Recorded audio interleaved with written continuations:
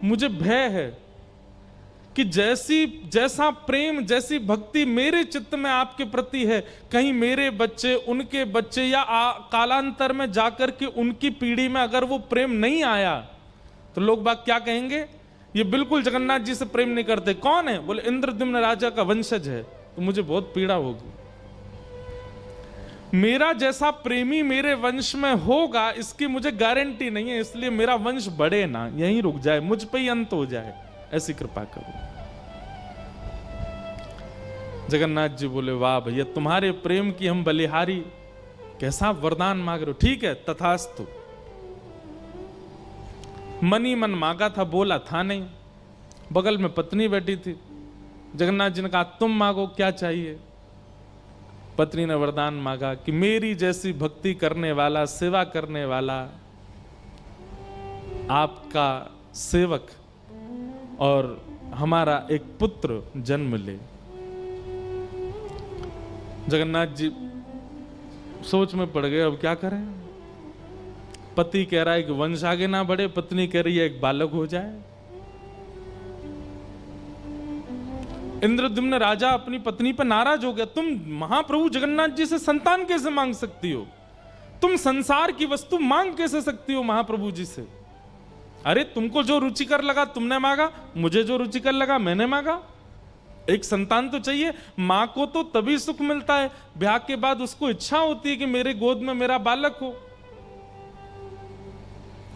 महाप्रभु जगन्नाथ जी बोले तुम लोग झगड़ो मत, मेरी टेंशन दूर करो। दो अलग अलग चीजें मांग रहे हो, तुम कहते हो संतान ना हो, ये कहती है एक संतान हो, कैसे होगा पूरा? इंद्रद्युम्न राजा बोला आपको मेरी बात माननी पड़ेगी। गुंडीचा बोली नहीं नहीं मेरी बात माननी पड़ेगी, भात दाल तो मैं ही बना के लाती हूं आपके लिए। महाप्रभु जी बोले अच्छा रुक जा रुक जा रुक जा, हम तुम दोनों की इच्छा पूरी करते हैं। बोले क्या?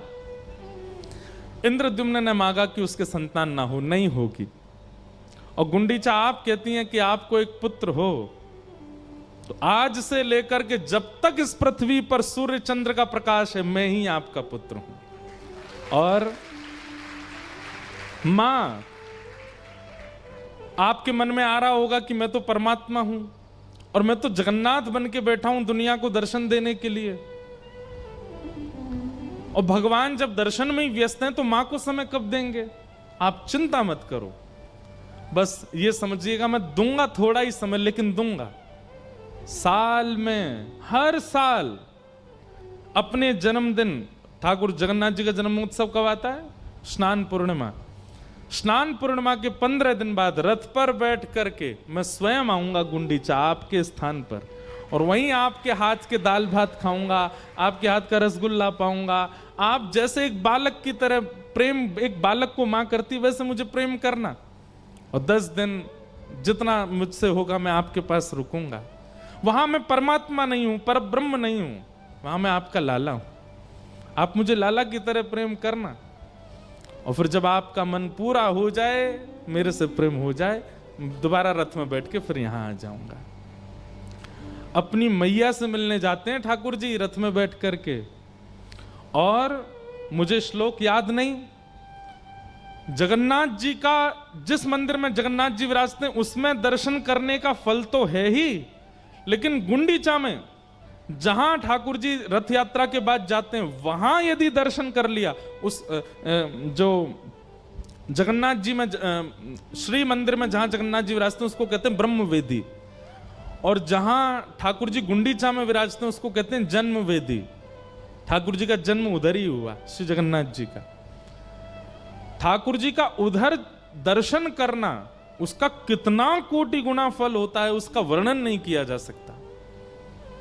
यहां ठाकुर जी को परमात्मा मान करके देखना होता है, और गुंडीचा जब ठाकुर जी जाते हैं वहां ठाकुर जी को लाला मान करके देखना होता है। ऐसे महाप्रभु श्री जगन्नाथ जी। रथ यात्रा जिन भी नगरों में होती है वहां ये निश्चित होना चाहिए। कई जगह क्या होता है, मंदिर से निकले ठाकुर जी घूम के फिर मंदिर ही आ जाते हैं। रथ यात्रा वैसी ही होनी चाहिए जिस कारण से होती है। मंदिर से ठाकुर जी निकले और एक स्थान कोई नियुक्त होना चाहिए, वहां ऐसा भाव होना चाहिए कि यहां ठाकुर जी की मैया विराज रही है, कोई एक माता नगर की या कोई भी एक मैया के रूप में वहां विराजे। वहां ठाकुर जी जामें, वहां ठाकुर जी विराजें, 1 घंटा 2 घंटा 4 घंटा शाम तक ठाकुर जी वहीं रहें, वहीं भोग लगे, वहीं शयन करें और फिर वहां से फिर लौट करके मंदिर आवें। रथ यात्रा का ये क्रम होना चाहिए।